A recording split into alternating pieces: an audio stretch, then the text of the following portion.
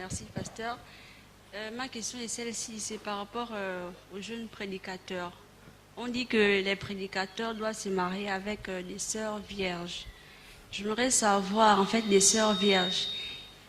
Il y a des vierges, c'est-à-dire que, bon, durant, par exemple, la crise d'adolescence, elle a peut-être embrassé un garçon, mais elle n'a pas eu de rapport sexuel. Et il y a d'autres vierges, elle est vierge de l'orteil à la chevelure. Je veux, voilà. Je veux savoir, dans ce genre de situation, comment ça se passe.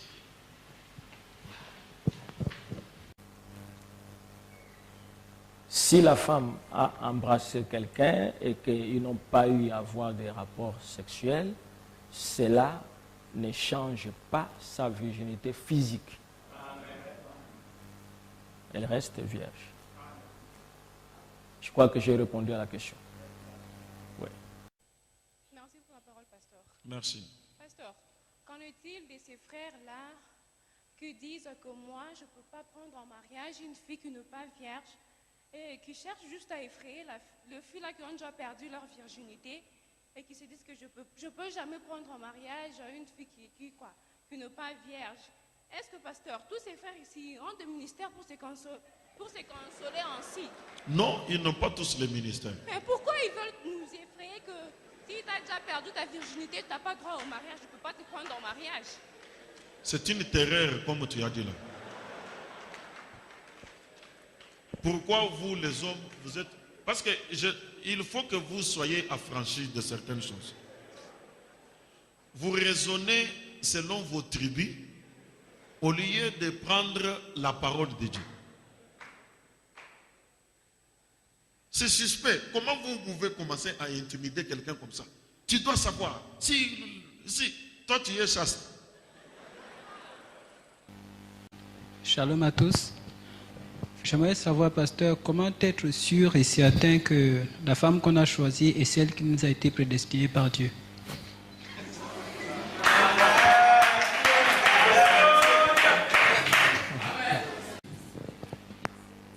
Frère, il n'y a pas un signe que je peux te donner là pour dire que non, si tu vois comme ça, qu'elle a été prédestinée par Dieu. Mais seulement Frère Branham dit que si cette femme-là est ta femme, vos cœurs vont battre ensemble à tel point que tu sens que si tu ne l'épouses pas, tu ne peux pas vivre. C'est-à-dire que tu peux aller et tout ça, elle te dit que non, je ne veux pas de toi. Mais dans ton cœur, tu sens que c'est elle. Tu reviens, tout ça, tu repars. Il dit, frère, je t'ai déjà dit que je ne veux pas de toi. Mais dans ton cœur, tu sens que Seigneur, c'est elle. Tu vas prier. Un jour, tu vas revenir et tout ça. Bon, frère, on va voir. Hein? Vous voyez, ça montre qu'il y a quelque chose. Il y a quelque chose. Donc, c'est vraiment difficile de te dire, voilà, Frère Branham m'a dit c'est comme ça, c'est l'amour. Tu dois sentir ça dans ton cœur. Merci à savoir quelle est la part de Dieu dans les mariages, à ce qui concerne les mariages. C'est de nous conduire à découvrir l'homme qu'il nous faut ou bien c'est de nous conduire à l'homme qu'il avait prévu pour nous. Oui, merci. La part de Dieu dans le mariage, c'est de vous parler.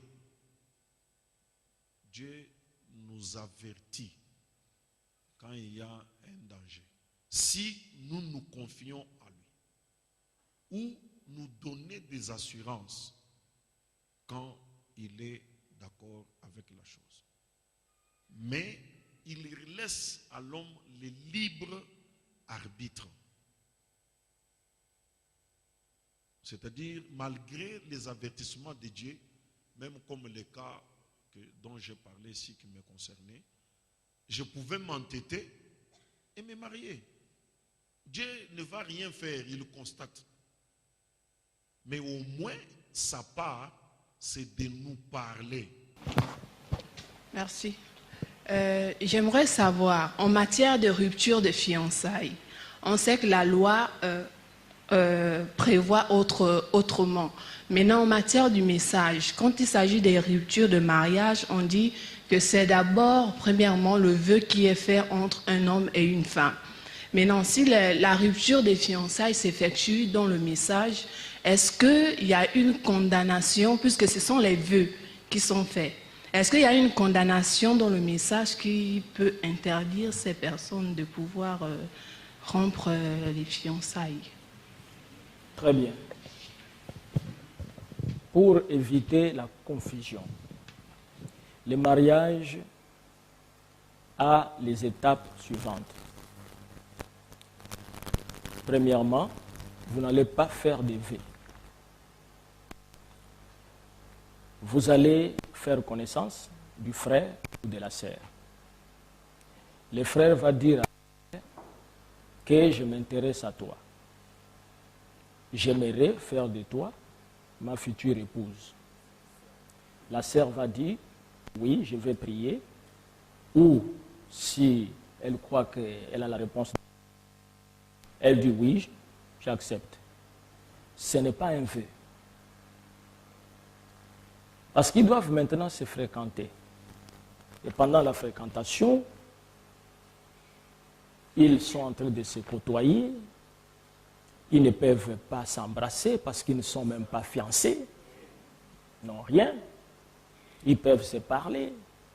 Ils peuvent se rencontrer à un endroit, parler, pas toucher quelqu'un à la poitrine. Vous voyez? Ça, c'est pour prouver que vraiment, c'est des chrétiens. Et après cette période, ils vont retourner voir les pasteurs pour dire pendant cette période de fréquentation, nous pensons que nous pouvons nous marier. Et les déclarations qu'ils vont faire devant les pasteurs, c'est ce qui fera office de vœux.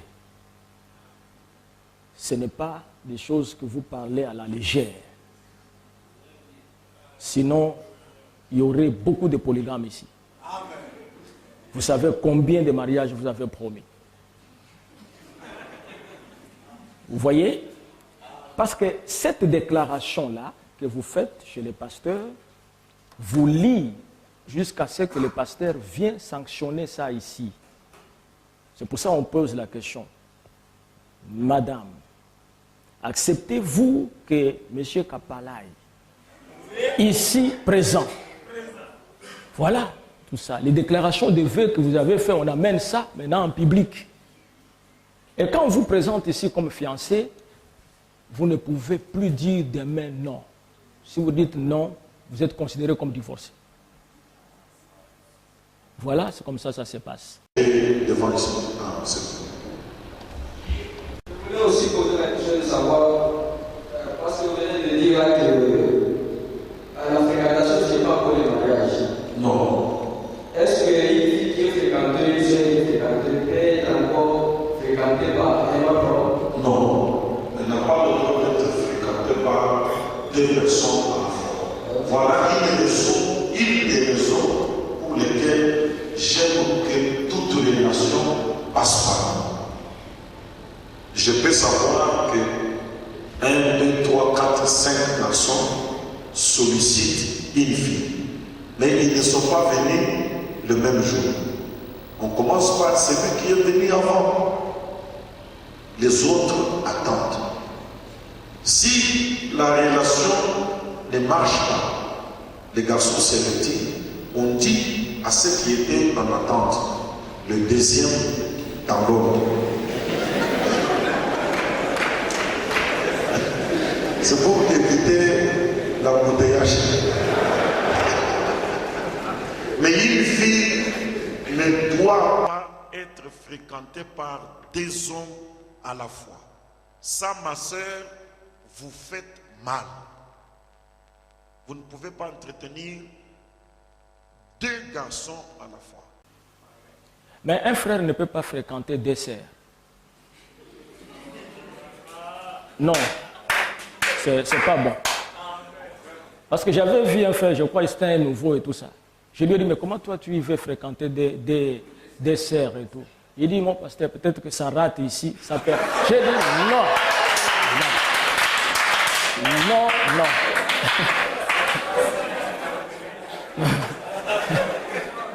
Non. Si ça rate ici, tu vas changer après, il n'y a pas de problème. Et tout ça. Et il ne faut pas vous précipiter les hommes ou les femmes. Hein. Ouais, des fois, ça arrive aussi. Tu vas voir telle sœur, elle regarde. Quand on présente un frère avec une autre sœur, elle devient fâchée parce qu'elle, elle pensait que c'est elle qu'on devait prendre. Non, il faut accepter les choix que l'homme fait. Il faut accepter. Vous ne pouvez pas venir, vous êtes là-bas, vous-même, dans le cœur, vous dites que non, c'est ce gars-là qui va m'épouser. Non. Non, non, non. Voilà. Bon. Merci, pasteur. Je voulais savoir qu'une fille, quand elle a mis au monde les enfants dehors, en dehors du mariage, est-ce qu'on peut l'épouser?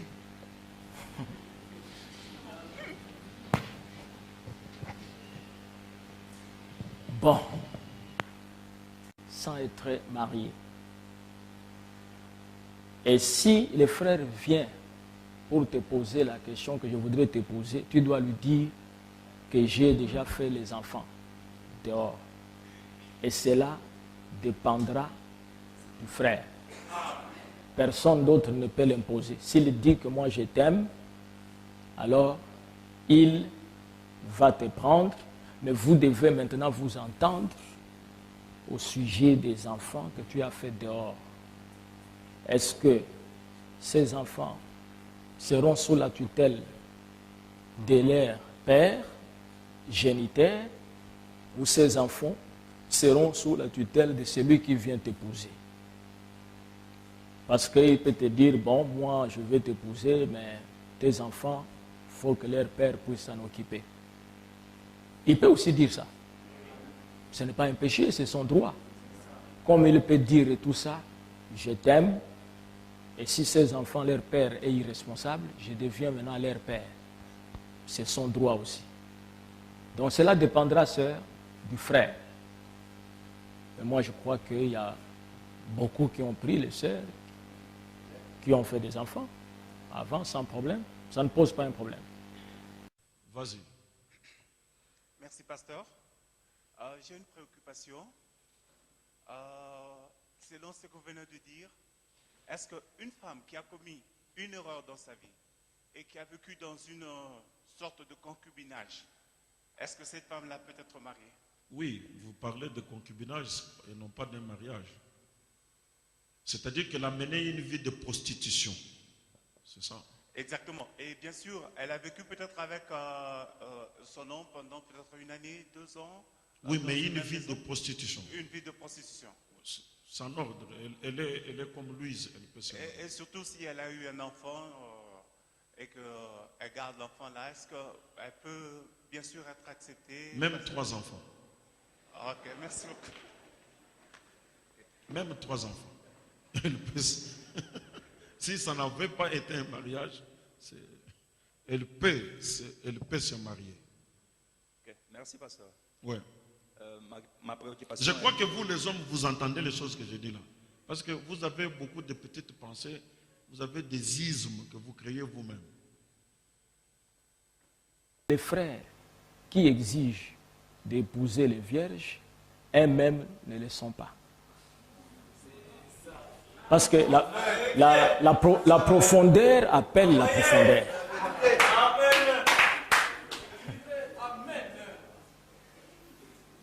Tu dois savoir que toi aussi, tu n'as pas gardé la chasteté.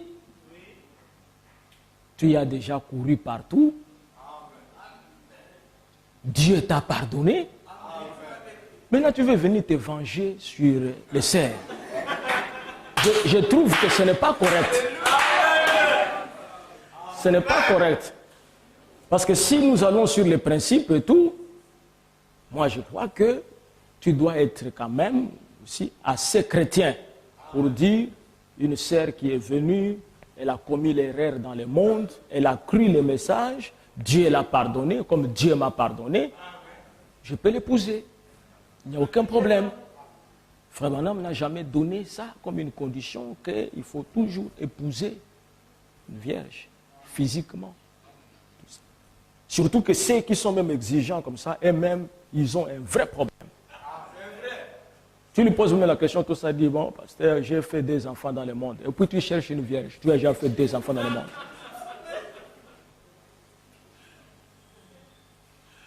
Tu as fait des enfants dans le monde, mais tu veux une vierge. Il y a quelque chose qui ne va pas. Tu es ambitieux. Dis que je veux une sœur née de nouveau.